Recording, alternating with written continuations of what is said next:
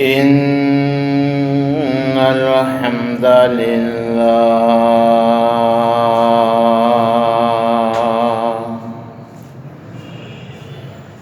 نحمده ونستعينه ونستغفره ونعوذ بالله من شرور أنفسنا ومن سيئات أعمالنا من يهده الله فلا مضل له ومن يضلل فلا هادي له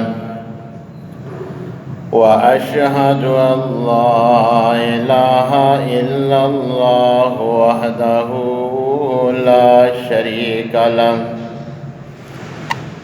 وأشهد أن محمدًا عبده ورسوله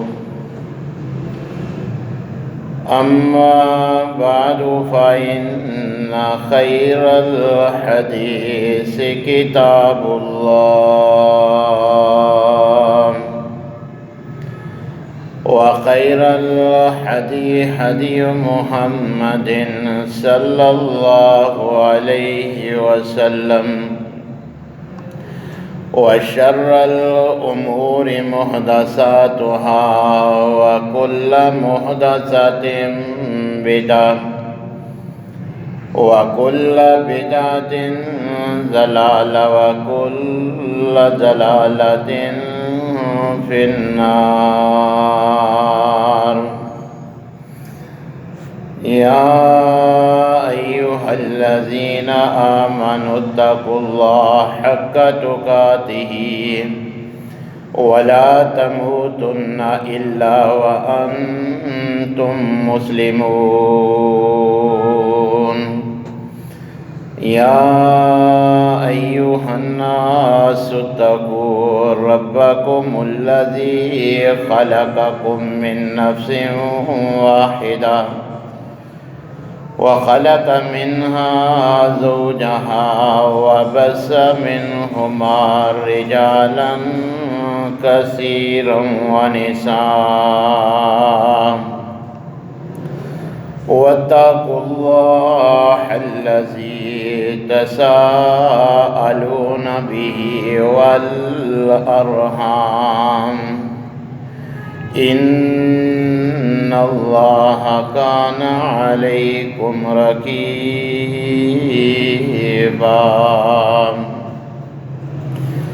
يا أيها الذين آمنوا اتقوا الله وقولوا قولا سديدا يصلح لكم أعمالكم ويغفر لكم ذنوبكم ومن يطع الله ورسوله فقد فاز فوزا عظيما. أما بعد فأعوذ بالله السميع العليم من الشيطان الرجيم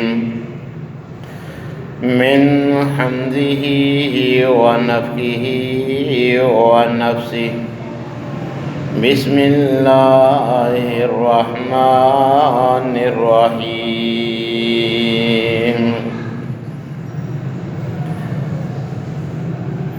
لقد كان لكم في رسول الله أسوة حسنة. وقال الله في مقام آخر وما آتاكم الرسول فخذوه وما نهاكم عنه فانتهوا. وقال النبي صلى الله عليه وسلم من احدث في امرنا هذا ما ليس منه فهو رد. وقال النبي صلى الله عليه وسلم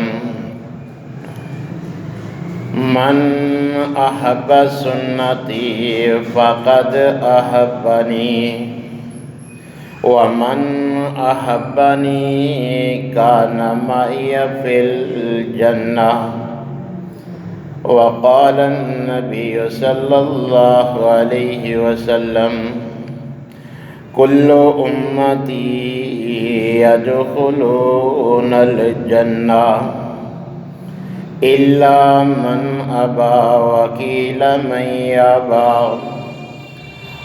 قال من أطاعني دخل الجنة ومن عصاني فقد أبى۔ تمام قسم کی تعریفات مالک العلام ذوالجلال والاکرام وحدہ لا شریک، مالک کائنات اور خالق ارض و سما کے لیے لاکھوں کروڑوں درود و سلام اس ہستی اقدس و مقدس کے اوپر جن کا نام نامی اسم گرامی جناب محمد الرسول اللہ صلی اللہ علیہ وسلم ہے۔ سامعین محترم،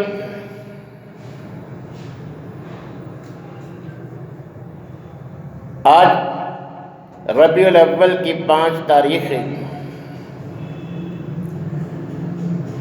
اسی ماہ کی 9 تاریخ کو نبی کریم علیہ السلام کی ولادت بسعادت ہوئی تھی۔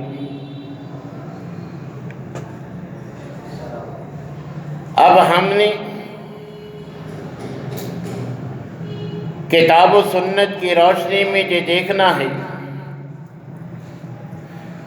کہ نبی کریم علیہ السلام کی بعثت کے مقاصد کیا تھے۔ نہ صرف ان مقاصد کو جاننا ہے بلکہ ان مقاصد کو پورا کرنے کے لیے ہر ممکن کوشش بھی کرنی ہے۔ جب ہم کتاب و سنت سے بعثت نبوی کے مقاصد معلوم کرتے ہیں تو نبی کریم علیہ السلام کو مبعوث کرنے کے جو اللہ کے مقاصد تھے ان میں سے ایک اہم ترین مقصد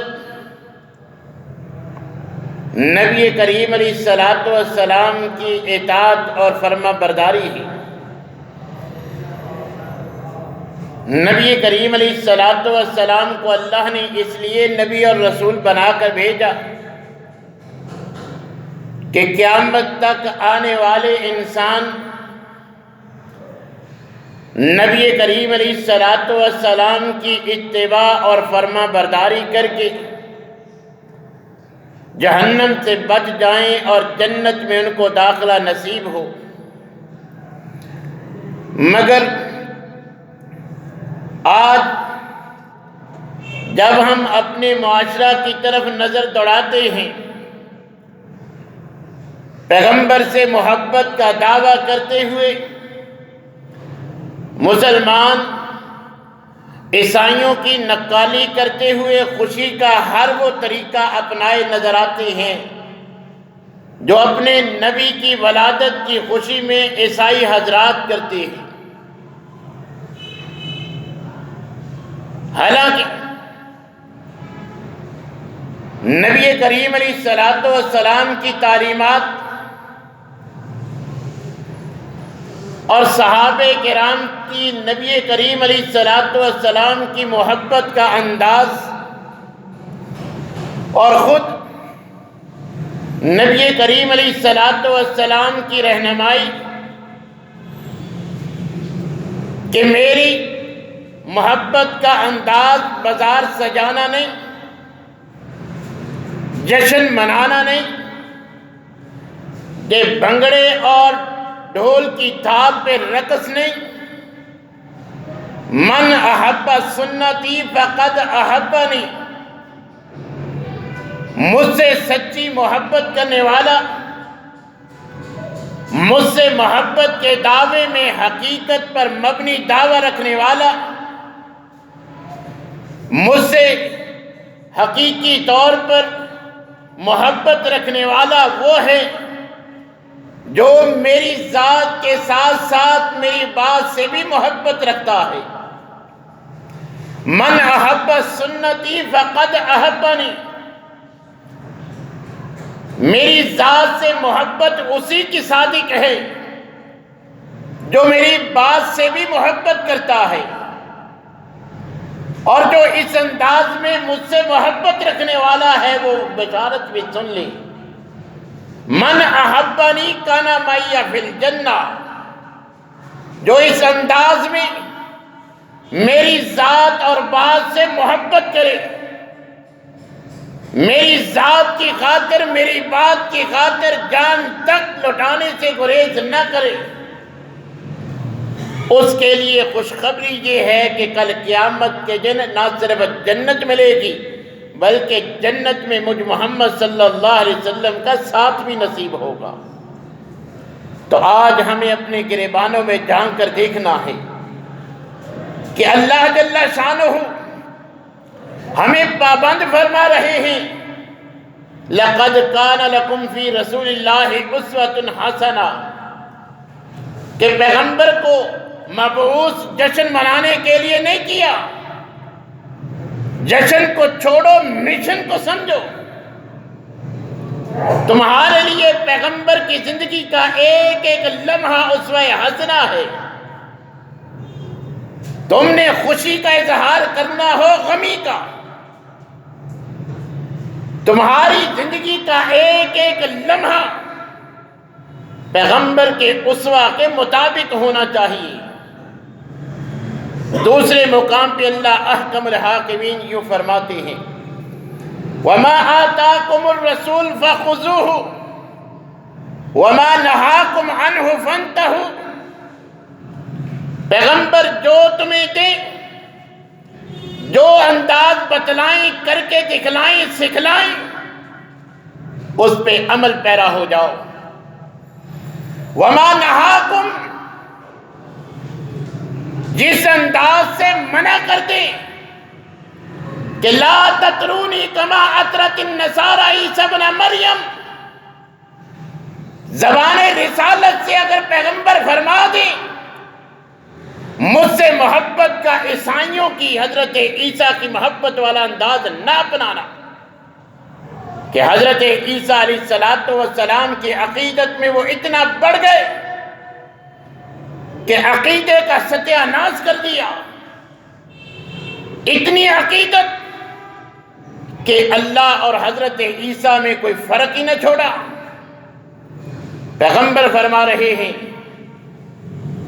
ایسی عقیدت جو عقیدے کے خلاف ہو، عقیدے کے منافی ہو، کتاب و سنت سے اس کا دور کا تعلق نہ ہو، ایسی عقیدت مجھے قبول نہیں. مجھ سے ایسی عقیدت نہ کرنا. اللہ کیا حکم فرماتے ہیں وَمَا نَهَاكُمْ عَنْهُ فَانْتَهُوا، جس سے پیغمبر تمہیں منع کر جائیں تم نے رک جانا ہے، وہ انداز نہیں اپنانا. اور نبی کریم علیہ السلام کی بات مانو گے تو اللہ احکم الحاکمین نے اپنے قرآن میں بشارتیں سنائی ہیں. کہیں اللہ تبارک و تعالیٰ فرماتے ہیں قُلْ إِن كُنتُمْ تُحِبُّونَ اللَّهَ فَاتَّبِعُونِي يُحْبِبْكُمُ اللَّهُ، اے پیغمبر صلی اللہ علیہ وسلم ان کو بتلا دیجئے اگر ان کی خواہش ہے، تمنا اور آرزو ہے کہ میں اللہ ان سے محبت کروں، اگر کہ مجھ اللہ کی محبت چاہتے ہیں تو ان کو بتلا دیجئے فَاتَّبِعُونِي، مجھ محمد صلی اللہ علیہ وسلم کی اتباع اور فرما برداری کرو۔ اگر تم میری کامل اتباع کرو گے، میری اتباع کی خاطر برادری کی رسمیں، معاشرے کے رواج کو بالائے طاق رکھ دو گے، میرے طریقے کو اپناؤ گے، تو پھر اے پیغمبر ان کو خوشخبری سنا دو، یحببکم اللہ، ایسے محبت کرنے والوں سے کہ جن کو اپنی برادری کی رسم و رواج نہیں، اپنے امام کا قول و فعل نہیں، بلکہ آپ کی بات عزیز ہے، وہ آپ کی بات کو ترجیح دیتے ہیں، آپ کے عمل کو ترجیح دیتے ہیں، ان سے فرما دیجئے ایسے لوگوں سے میں اللہ بھی محبت کرتا ہوں۔ صرف محبت ہی نہیں کرتا، وَيَغْفِرْ لَكُمْ ذُنُوبَكُمْ، اس انداز میں جو میرے محبوب پیغمبر کی محبت کرتا ہے، میں اس کی کمیاں کوتاہیاں لفظیں بھی معاف فرما دیتا ہوں۔ میرے پیغمبر کی سیرت اپناؤ گے، سنت اپناؤ گے، میں اللہ محبت بھی کروں گا، تمہارے گناہ بھی معاف کر دوں گا۔ اور ساتھ یہ بھی سن لو، وَمَن يَعْصِ اللَّهَ وَرَسُولَهُ، پیغمبر کے احکامات کے باوجود جو دیکھا دیکھی کوئی کام کرتا ہے، اللہ رسول کی مخالفت کرتا ہے، جشن کا وہ انداز اپناتا ہے جو نہ پیغمبر نے بتلایا نہ سکھلایا، تو نبی کریم علیہ السلام کی مخالفت کرنے والے کا انجام کیا ہوگا؟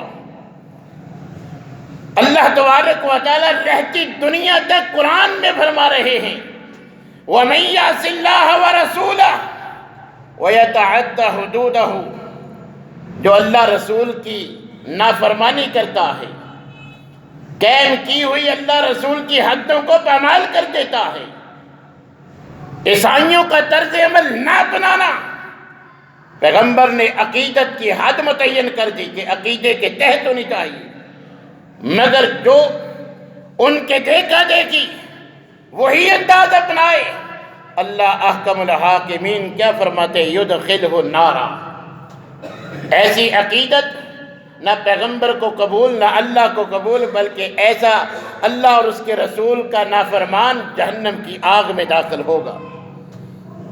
اور ایک مقام پہ اللہ تبارک و تعالیٰ فرماتے ہیں، یوم یعض الظالم علی یدیہ یقول یا لیتنی اتخذت مع الرسول سبیلا، یہ آج ایک دوسرے کے دیکھا دیکھی، یہ جشن کے انداز اپنانے والے کل حسرت و افسوس کریں گے کل قیامت کے دن۔ قرآن گواہ ہے، اللہ رسول کی مخالفت کرنے والے اپنے ہی دانتوں سے اپنے ہی ہاتھوں کو کاٹیں گے اور حسرت اور افسوس سے کہیں گے کاش اللہ نے قرآن بنا دیا میری اور آپ کی تنبیہ کے لیے کہ کاش ہم اللہ اور اس کے رسول کی اتباع کرتے، ہم اطاعت والا راستہ اپناتے، نافرمانی نہ کرتے، مگر اس وقت حسرت اور افسوس جہنم سے نہیں بچا سکے گا۔ اس لیے نبی کریم علیہ السلام سے محبت کا تقاضا ہے کہ آپ کی بات کو فالو کیا جائے، آپ کے طریقے کو، آپ کی سنت کو اپنایا جائے، ذات کے ساتھ ساتھ آپ کی بات سے بھی محبت کی جائے۔ آج آپ دنیا میں فرما بردار کس کو سمجھتے ہیں؟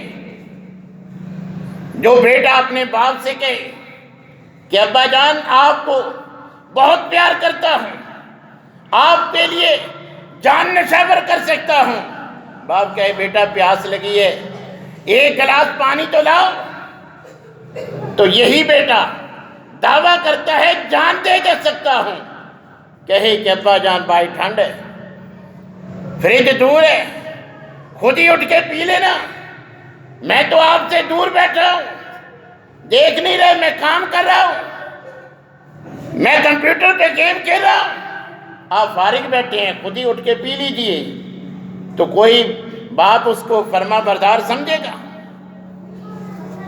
کہ بات مانتا نہیں، دعویٰ کرتا ہے جان نشاور کرنے کا؟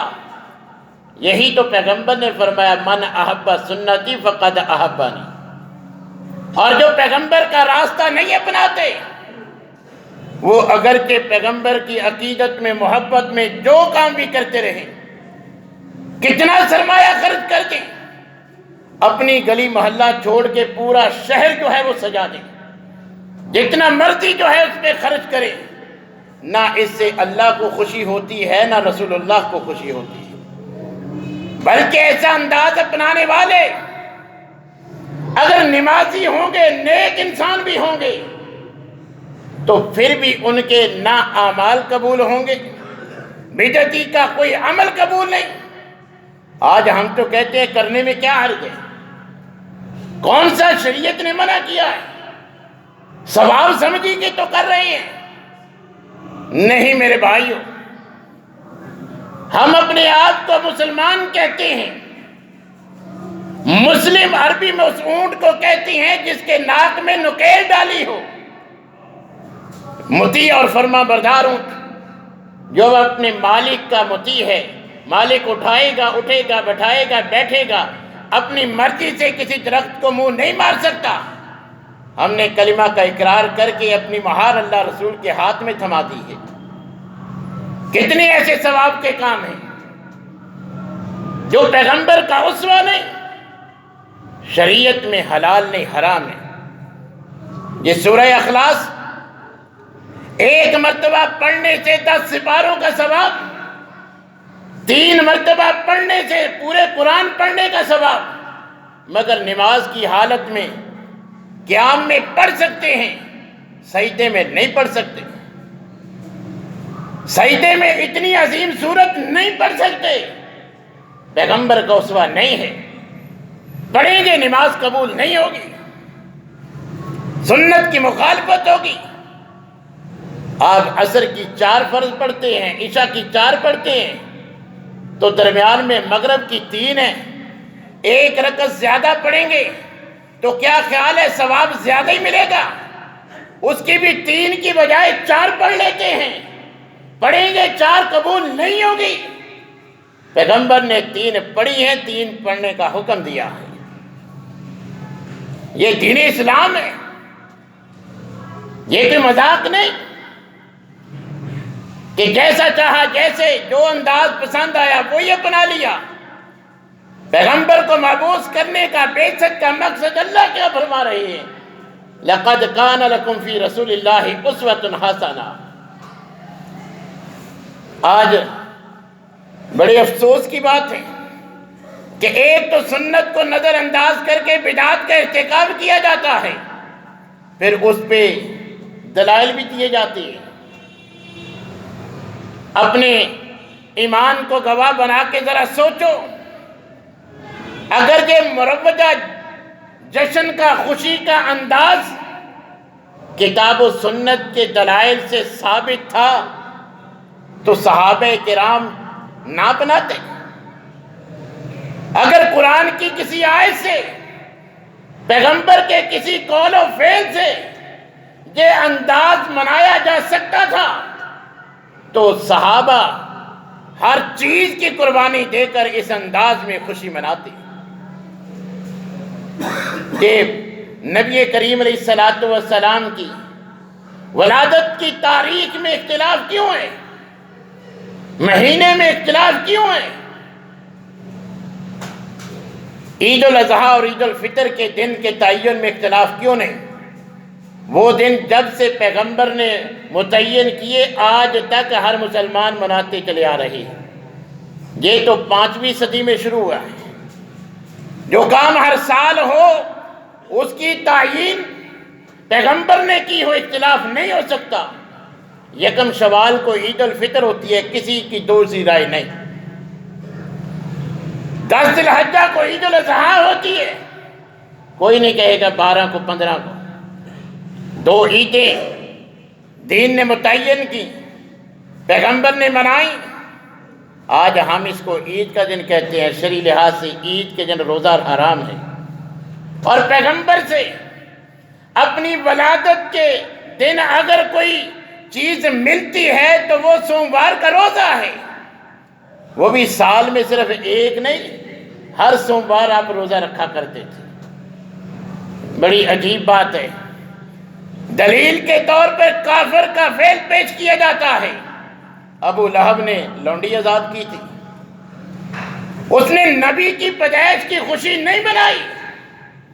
ایک تو ہے کافر، ہمارے لیے کافر کا طریقہ اسوہ نہیں، اس نے بھی خوشی کی بھتیجے کی جس کا باپ پیدائش سے پہلے فوت ہو چکا۔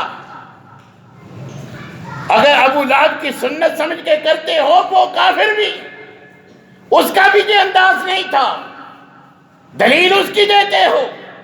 پیدائش کے وقت اس نے یہ کام کیا تھا، ہر سال یہ کام نہیں کیا، صرف لونڈی آزاد کی تھی، وہ بھی اسی وقت جب اس کو خوشخبری ملی تھی جو بھائی فوت ہو گیا، اللہ نے اس کے ہاں بیٹا دیا ہے۔ ہر سال لونڈی آزاد نہیں کی، یہ بازار نہیں سجائے، یہ سارا معاملہ نہیں کیا، سنت پیغمبر کی ہے۔ کافر کا طریقہ ہمارے لیے دلیل نہیں۔ نبی کریم علیہ السلام کی 63 سالہ زندگی میں جو جنایا، صحابہ کرام خلفائے راشدین ان کے ادوار میں، ان کی زندگیوں میں جو جنایا عام دنوں کی طرح گزر گیا، کوئی اس انداز میں جو ہے وہ محبت کا انداز نہیں۔ تو کیا صحابہ جو پیغمبر کے اشارے پہ جانے لے کر بدر و احد میں چلے گئے، کتنے صحابہ کرام کی شہادت ہوئی جو پیغمبر کے اشارے پہ حقیقی طور پر، عملی طور پر کٹنے مرنے کے لیے آپ کے ساتھ ہوتے تھے؟ ان صحابہ کو پیغمبر سے محبت نہیں تھی، ان صحابہ کو حقیقی طور پر پیغمبر سے محبت تھی، اور ان کی محبت کا انداز یہی تھا جو پیغمبر نے بتلایا، جو حقیقی محبت کرنے والے کی نشانی بتلائی۔ من احب سنتی فقد احبنی۔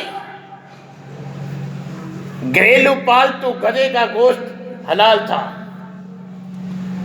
مگر اللہ نے اس کو حرام قرار دیا۔ نبی کریم علیہ السلام نے وحی آنے کے بعد اعلان کروانے کے لیے صحابی کو بھیجا کہ بلند آواز سے اعلان کر دے، آج کے بعد گھریلو گدھے کا گوشت حرام ہے۔ صحابہ کے گھروں میں ہنڈیاں ابل رہی ہیں، گوشت پک رہا ہے۔ جب کانوں میں آواز آئی کہ پیغمبر نے اس کو حرام قرار دے دیا ہے، اللہ نے وحی کے ذریعے پیغمبر کو بتلا دیا اب یہ ہمارے لیے حرام ہے، پکی ہوئی ہنڈیاں انڈیل دی جاتی ہے۔ شراب کی حرمت کا اعلان ہوتا ہے کہ پیغمبر پہ وحی آ چکی، اب کلیتاً شراب حرام ہو چکی۔ صحابہ کے پاس جو سرمایہ خرچ کر کے جمع تھی وہ سارے مٹکے توڑ کے اس انداز میں بہائی گئی کہ مدینے کی گلیاں ندی نالوں کا، چشموں کا روپ دھار گئی۔ صحابیات کو اللہ پردے کا حکم دیتے ہیں، رات کو ان کو وحی کا علم ہوتا ہے کہ اب اللہ نے منع کر دیا مومن عورتیں گھروں سے سر سے لے کے پاؤں تک چادر اوڑھ کر نکلیں۔ صبح فجر کی نماز صحابیات ساری رات چراغ جلا کے، جا کے، پردے کا اہتمام کر کے، چادریں بنا کے فجر کی نماز کے وقت جاتی ہے، با پردہ ہو گئی۔ یہ صحابہ صحابیات کا نبی کریم علیہ السلام سے محبت کا انداز تھا۔ زبان رسالت سے سنا بیٹھ جاؤ، جوتیوں پہ کھڑے صحابی وہیں بیٹھ جاتے ہیں۔ نہیں سوچا جیسے ہماری عادت ہے چونکہ چنانچہ گرچہ مگرچہ کی، کہ نہ مجھے اشارہ کیا، نہ میری طرف دیکھا، نہ میرا نام لیا، نام میرا جانتے ہیں، مجھے نام لے کے کہا ہوتا تو پھر تھا، جیسے ہم کہتے ہیں منع کہاں ہے۔ صحابہ کی محبت کا انداز یہ ہے کہ نبی کریم علیہ السلام سفر میں حاجت کے وقت سواری بٹھا کے ایک جگہ پہ جا کے حاجت پوری کرتے ہیں، اسی مقام سے جب جناب عبداللہ بن عمر گزرتے ہیں حاجت نہیں بھی مگر پیغمبر کی اس ادنا سی سنت پر بھی عمل کرنے کے لیے قافلے کو روک کے سواری کو بٹھا کے اتر کے ذرا جھک کے وہاں سے گزرے، پھر بیٹھے اسی طرح واپس آ گئے۔ باقی صحابہ پوچھتے آپ نے کیا تو کچھ نہیں، پھر کیوں لیٹ کیا؟ وہاں کوئی درخت نہیں، جھکے کیوں؟ بتلایا کہ میں پیغمبر کے ساتھ بھی جہاں سے گزرا تھا، آپ کو حاجت تھی، رکے تھے، جہاں درخت تھا شاخیں نیچی تھی، اس وقت آپ جھکے تھے، وہاں بیٹھ کے حاجت پوری کی تھی، میں اس راستے سے گزرا، ذہن میں خیال آیا کہ پیغمبر کی سنت پر بھی عمل کرتا جاؤں۔ صحابی کا انداز کیا تھا؟ کدو فطرتی طور پہ پسند نہیں، مگر کیا دیکھتا ہوں پیغمبر کھانا کھا رہے ہیں، سالن سے کدو تلاش کر کر کے کھا رہے ہیں۔ فرمایا پہلے پسند نہیں تھا، پیغمبر کی پسند کو دیکھ کے میں نے اپنی پسند بنا لی، اب مجھے بھی پسند ہے۔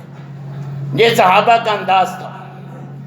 نبی کریم علیہ السلام کی بعثت کا ایک اہم مقصد یہ تھا جو اللہ قرآن میں بیان فرما رہی ہے، لَقَدْ كَانَ لَكُمْ فِي رَسُولِ اللَّهِ أُسْوَةٌ حَسَنَةٌ۔ اگر اس کو فالو کریں گے، اپنی خوشی غمی، اپنی ظاہری وجہ قطع، اپنے گھر کا ماحول، گلی محلے کا ماحول، اپنے معاشرے کا ماحول کتاب و سنت کے مطابق کریں گے، تجھے علامت ہوگی آپ حقیقی طور پر نبی کریم علیہ السلام سے محبت کرنے والے ہیں، آپ کو ان سے سچا پیار ہے۔ من احب سنتی فقد احبانی پہ عمل آپ کریں گے تو انشاءاللہ نبی صلی اللہ علیہ وسلم کی اگلی بشارت کان معی فی الجنہ، ایسے انداز اپنائیں گے جنت میں ملے گی، پیغمبر کا ساتھ بھی ملے گا۔ اللہ تبارک و تعالیٰ سے دعا ہے کہ اللہ تعالیٰ ہمیں کتاب و سنت کے مطابق عمل کرنے